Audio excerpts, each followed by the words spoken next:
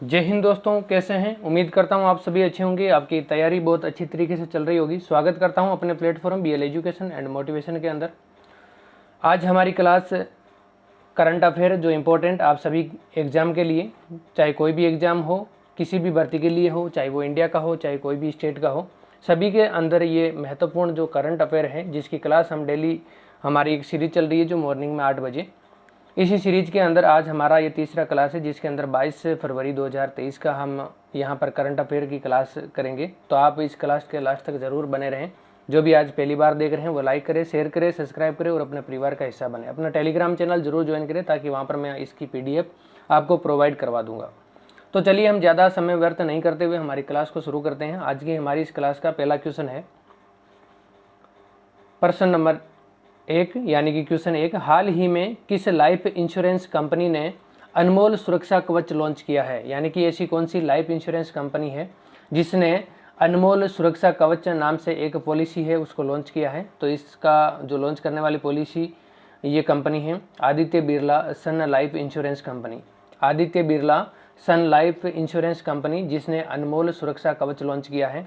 अब इसके बारे में हम थोड़ा सा विस्तृत देख लेते हैं। अल्प अवधि 5 वर्ष के लिए, यानी कि ये जो इंश्योरेंस पॉलिसी जो इन्होंने लॉन्च किया है Aditya Birla Sun Life Insurance company ने, तो इसकी अवधि है ये 5 साल के लिए है। ये शॉर्ट टर्म पॉलिसी है और इसके अंदर जो आयु वर्ग है, यानी कि 25 से 55 वर्ष के बीच की आयु वाला कोई भी व्यक्ति है इस पॉलिसी को ले सकता है। और जो Aditya Birla Sun Life Insurance company, इसके MD और CEO का क्या नाम है, कमल राव। तो यहाँ से कोई भी अगर क्वेश्चन आए तो आपका गलत नहीं होना चाहिए। नेक्स्ट क्वेश्चन है हमारे लिए क्वेश्चन नंबर 2। क्वेश्चन नंबर 2 है, हाल ही में कैबिनेट ने दिव्यांगता के क्षेत्र में सहयोग हेतु भारत और किस देश के बीच एक समझौता ज्ञापन को मंजूरी दी है। यानी कि हाल ही के अंदर कैबिनेट ने दिव्यांगता के क्षेत्र के अंदर भारत और एक ऐसा कौन सा देश है जिन दोनों के बीच में एक समझौता का जो ज्ञापन MOU सिग्नेचर हुआ है। तो ये कौन से 2 देश हैं, तो एक भारत है और भारत ने दक्षिणी अफ्रीका, यानी कि साउथ अफ्रीका के साथ में ये ज्ञापन या ये समझौता है वो करार किया है। तो आपको अगर क्वेश्चन ये आए तो आपका गलत नहीं होना चाहिए। अब हम इसके बारे में थोड़ी सी विस्तृत जानकारी लेते हैं। यानी कि द्वारा, किसके द्वारा, जो भारत के अंदर दिव्यांगता के क्षेत्र में सहयोग हेतु ये कौन सी जो भारत का एक बॉडी है जो इसके अंदर भाग लेता है, या जिसके द्वारा ये भी जितने भी जो कार्य हैं ये क्रियान्वयन किए जाते हैं। तो भारत के दिव्यांगजन सशक्तिकरण विभाग के द्वारा, किसके द्वारा, भारत के दिव्यांगजन सशक्तिकरण विभाग के द्वारा ये भारत की तरफ से इस समझौते को हस्ताक्षर किया है। अब दक्षिण अफ्रीका के बारे में हम देख लेते हैं, क्योंकि यहाँ से भी हमारे एग्जाम के अंदर आप हमेशा ध्यान रखें कि एग्जाम के अंदर जो भी करंट में जो मुद्दा चल रहा है उससे संबंधित कोई भी क्वेश्चन पूछ सकता है। तो अगर किसी के साथ में कोई MOU सिग्नेचर हुआ है या किसी भी देश के अंदर कोई भी ऐसी न्यूज़ है, तो वो न्यूज़ छोड़कर उस देश के बारे में हमारे को कुछ न कुछ पूछ लिया जाता है। तो इसलिए आपको उस जो भी चीज़ हम पढ़ रहे हैं, जो भी क्वेश्चन हमारे सामने है, जो भी टॉपिक है, उसकी सारी जानकारी आप लोगों को होना बहुत ज़रूरी है। तो दक्षिणी अफ्रीका, इसकी राजधानी है प्रिटोरिया, ये कार्यपालिका राजधानी है। यानी कि प्रिटोरिया ये कार्यपालिका राजधानी है दक्षिणी अफ्रीका की। उसके बाद में ब्लोमफोटेन ये न्यायिक राजधानी है, और केप टाउन ये विधायी राजधानी है दक्षिणी अफ्रीका की। और दक्षिणी अफ्रीका के राष्ट्रपति, इनका नाम है सिरिल रामाफोसा। कौन है राष्ट्रपति? Cyril Ramaphosa.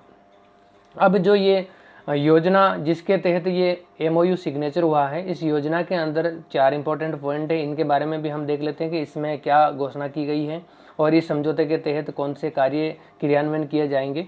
तो इसका उद्देश्य विकलांगता के क्षेत्र में संयुक्त पहल के माध्यम से विकलांग व्यक्तियों के अधिकारिता विभाग और दक्षिणी अफ्रीका के बीच सहयोग को प्रोत्साहित करना है।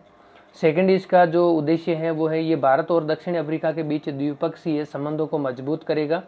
और तीसरा पॉइंट है, इस समझौता ज्ञापन से दोनों देशों में बड़ी संख्या में जो दिव्यांगजन है PWD लाभान्वित होंगे। इन्हें उचित दरों पर इनके जो विशेष उपकरण हैं वो प्रोवाइड करवाए जाएंगे, जिन्हें विशेष रूप से आधुनिक, वैज्ञानिक, टिकाऊ और कम लागत वाली सहायक सामग्री और सहायक उपकरणों की आवश्यकता है, जिनकी ये पूर्ति करेगा।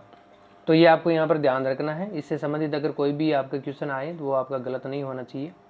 नेक्स्ट क्वेश्चन है आपका क्वेश्चन नंबर 3। क्वेश्चन नंबर 3 है, हाल ही में केंद्रीय स्वास्थ्य मंत्री मनसुख मंडाविया ने इफ़को नैनो यूरिया प्लांट का उद्घाटन कहाँ किया है। यानी कि केंद्रीय स्वास्थ्य मंत्री मनसुख मंडाविया। पहला तो क्वेश्चन यहीं पे बनता है कि अभी वर्तमान में केंद्रीय स्वास्थ्य मंत्री कौन है? मनसुख मंडाविया। इन्होंने इफ्को नैनो यूरिया प्लांट का उद्घाटन कहाँ पर किया है? तो राइट आंसर है हमारा उत्तर प्रदेश। उत्तर प्रदेश के अंदर आंवला और फूलपुर के अंदर। कहाँ पर? उत्तर प्रदेश के अंदर आंवला और फूलपुर के अंदर इस नैनो यूरिया प्लांट का उद्घाटन है इन्होंने किया है, मनसुख मंडाविया केंद्रीय स्वास्थ्य मंत्री ने। अब इफ्को के बारे में हम थोड़ी सी जानकारी लेते हैं, क्योंकि इससे संबंधित क्वेश्चन हमारे एग्जाम के अंदर पूछा जा सकता है।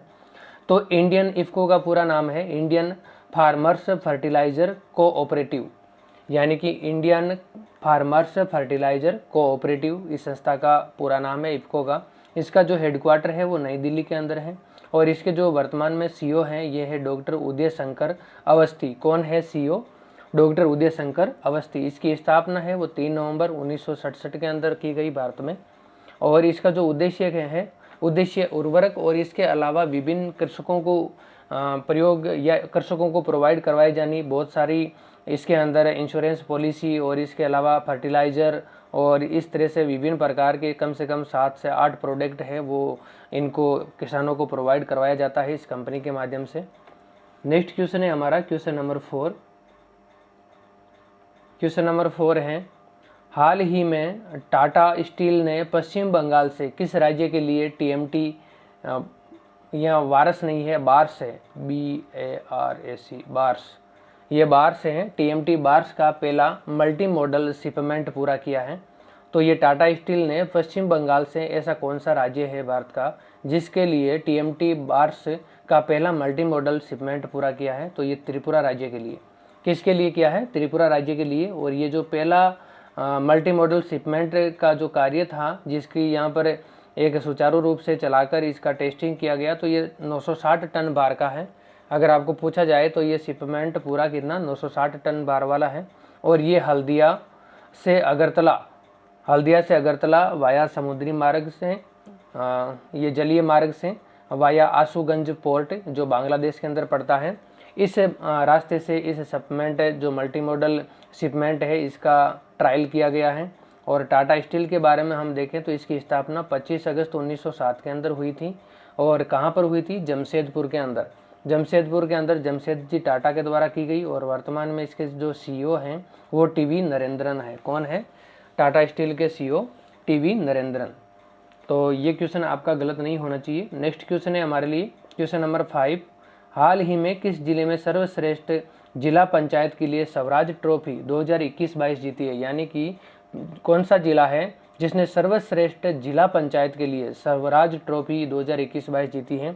तो ये कोल्लम जो जिला है इसने जीती है। ये केरल का कोल्लम जिला है जिसने जिला पंचायत के लिए स्वराज ट्रॉफी 2021-22 जीती है। नेक्स्ट क्वेश्चन है हमारा क्वेश्चन नंबर 6।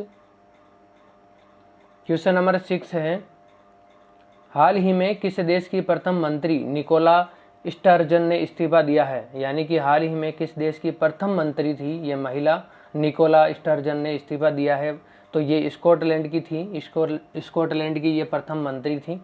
20 नवंबर 2014 को ये मंत्री बनी थी। और इसकी जो पार्टी थी इनकी वो स्कॉटिश नेशनल पार्टी थी। और 15 फरवरी 2023 को इन्होंने पद से इस्तीफा दे दिया।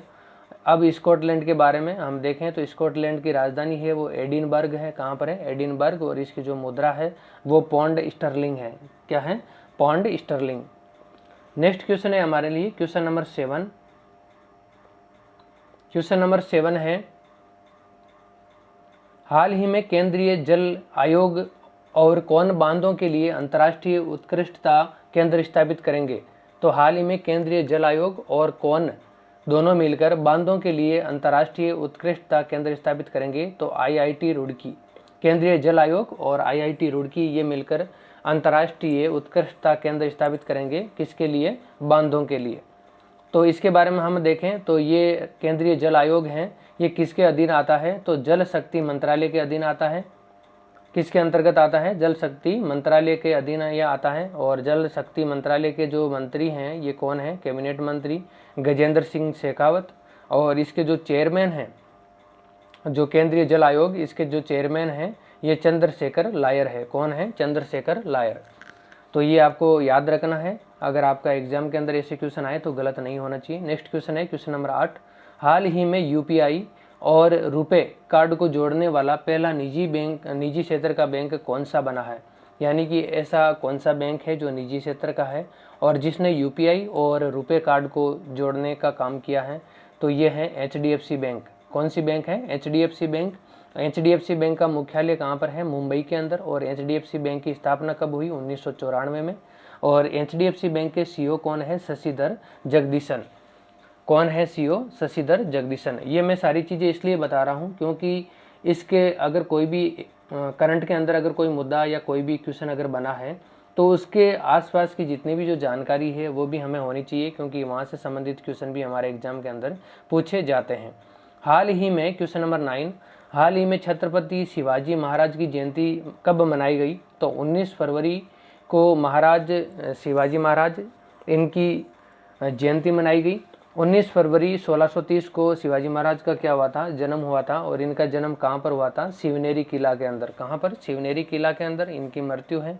वो 3 अप्रैल 1680 ईस्वी के अंदर हुई। और कहाँ पर हुई? रायगढ़ के किले के अंदर।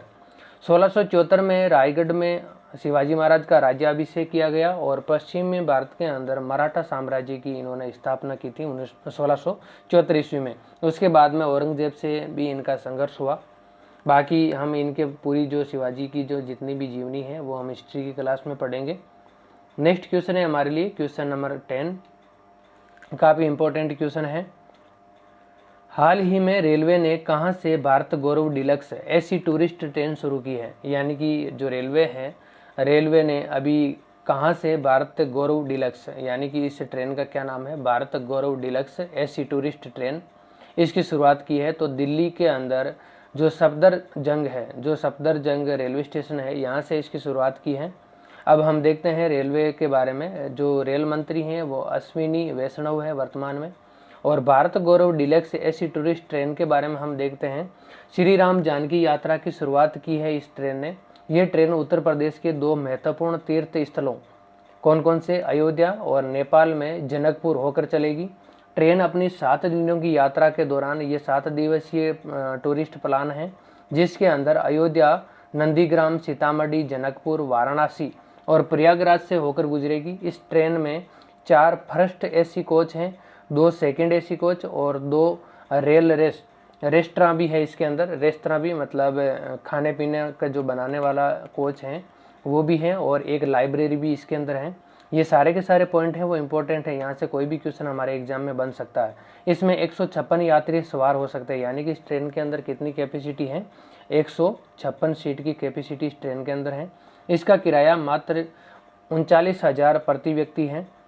39,000 से शुरू है इसका प्रति व्यक्ति। और टूर पैकेज में रात में एसी होटलों में ठहरना, यानी कि नाइट के अंदर एसी होटलों के अंदर इसमें ठहरने की, और शाकाहारी भोजन भी इसके अंदर शामिल है इस पैकेज के अंदर। बड़ी आबादी के लिए इस पैकेज को अधिक आकर्षक और किफ़ायती बनाने के लिए आईआरसीटीसी ने ईएमआई, यानी कि जो ईएमआई बनाते हैं हम भुगतान करने के लिए, तो ये ईएमआई का ऑप्शन भी इन्होंने दिया है, जो पेटीएम और रेजर पे पेमेंट गेटवे के साथ करार किया गया है आईआरसीटीसी के द्वारा। और जो उपयोग करता है इस प्लान का, जो टूरिस्ट प्लान है इसका जो उपयोग करने वाला है, वो 3 से 24 महीनों में भुगतान करने के लिए ईएमआई भुगतान विकल्प का लाभ भी उठा सकता है। यानी कि कम से कम 3 और ज़्यादा से ज़्यादा 24 किस्त भी बना सकता है इस टूरिस्ट पैकेज की। नेक्स्ट क्वेश्चन है हमारा क्वेश्चन नंबर 11, हाल ही में unique identification authority of India UIDAI ने आधार से संबंधित प्रश्नों को हल करने के लिए कौन सा AI चैट बॉक्स लॉन्च किया है? तो आप UDI की साइट पे जाना, और UDI की जो साइट है उस पर आप जाकर देखेंगे तो इधर राइट के अंदर एक बार आएगा जिसके अंदर लिखा हुआ है आधार मित्र, जिसमें आधार का ऐसा साइन बना हुआ है और ऐसा नीचे लिखा हुआ है आधार मित्र। ये एक चैट बॉक्स है जहाँ से आप लाइव चैट कर सकते हैं और आपकी जो भी प्रॉब्लम है उसको वहाँ पर आप सॉल्यूशन उसका प्राप्त कर सकते हैं। तो इस चैट बॉक्स का क्या नाम है? आधार मित्र। नेक्स्ट क्वेश्चन, और आज की हमारी इस सीरीज का लास्ट क्वेश्चन है question number 12, question number 12। Question number 12 है, हाल ही में वैश्विक व्यापार समुदाय के लिए G20 संवाद मंच की मेजबानी किसने की? यानी कि हाल ही में वैश्विक व्यापार समुदाय G20 संवाद मंच की मेजबानी किसने की है? तो अभी आप लोगों को पता है G20 का जो अध्यक्षता की जिम्मेदारी है ये 1 दिसंबर 2022 से 30 नवंबर 2023 तक भारत को सौंपी गई है। भारत इसकी अध्यक्षता करेगा। तो अब हम देखते हैं इसका आंसर क्या होगा। मणिपुर के अंदर, और मणिपुर में कहाँ पर? इम्फाल में, मणिपुर की राजधानी इम्फाल। यहाँ पर ये जो वैश्विक व्यापार समुदाय है इस मंच का यहाँ पर उद्घोषण किया गया है। यहाँ पर इसका उद्बोधन किया जाएगा और ये 23 यानी 23 देशों के प्रतिनिधि इसके अंदर भाग ले रहे हैं। कितने देशों के प्रतिनिधि? 23 देशों के प्रतिनिधि। अब इसके बाद में हम मणिपुर के बारे में देखते हैं। तो मणिपुर के जो मुख्यमंत्री है एन बीरेन सिंह। कौन है? एन बीरेन सिंह। और ये जो संवाद है, ये संवाद मंच 3 दिवसीय है। 3 दिवस के लिए इसको आयोजित किया गया है।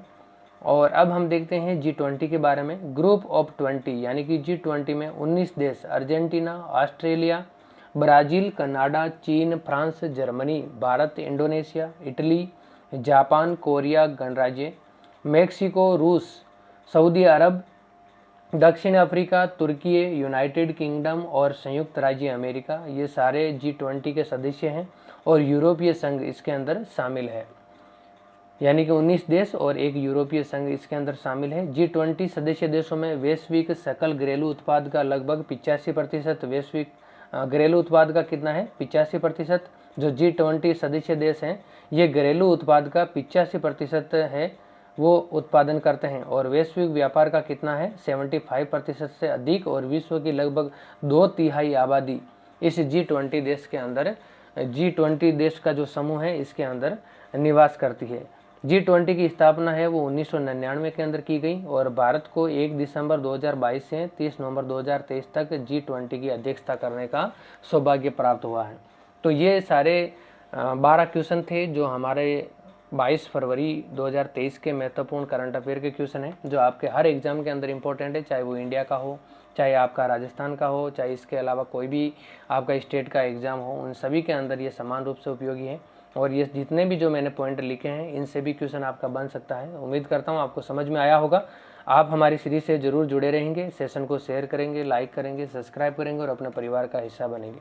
जय हिंद, जय भारत।